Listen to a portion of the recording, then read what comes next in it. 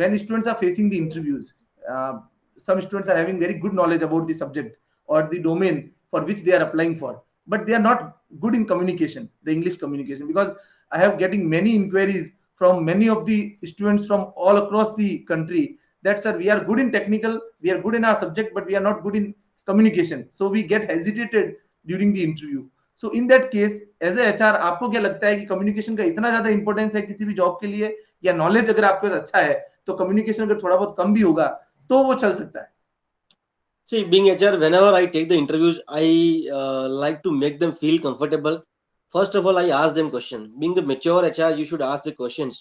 That Arvind ji, मेरा ये अनुभव रहा है कि अगर कोई बच्चा हिंदी मीडियम स्कूल से पढ़ा हुआ है, हिंदी मीडियम कॉलेज से पढ़ा हुआ है, इसका मतलब ये बिल्कुल नहीं है कि उसके अंदर किसी काम को करने की काबिलियत नहीं है।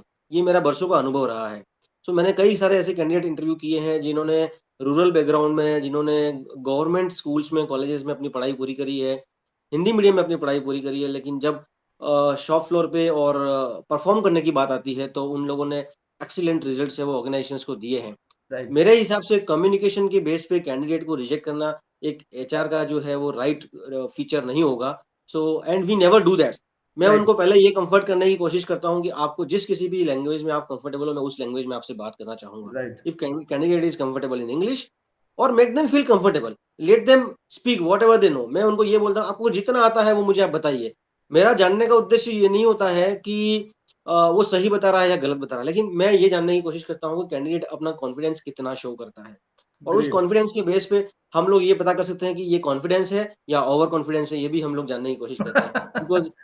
Right. There is a right. Hairline difference between the confidence and overconfidence, right. And right. That is what is called stupidity. तो समटाइम्स डेफिनेटली। कैंडिडेट है वो ओवर कॉन्फिडेंस भी दिखाते हैं, कई बार कॉन्फिडेंस भी दिखाते हैं। तो हम इन चीज़ों को देखने का प्रयास करते हैं, and definitely communication does not matter, क्योंकि वो जॉब के साथ में धीरे-धीरे डेवलप हो जाता है। हमारे training programmes, learning and development, gamification, ये सारी चीज़ें इस तरह से डिज़ाइन करी हुई होती हैं कि साल 2 साल के अंदर कैंडिडेट है वो उन जो ऑब्जेक्टिव्स हैं उनको अचीव कर लेता है।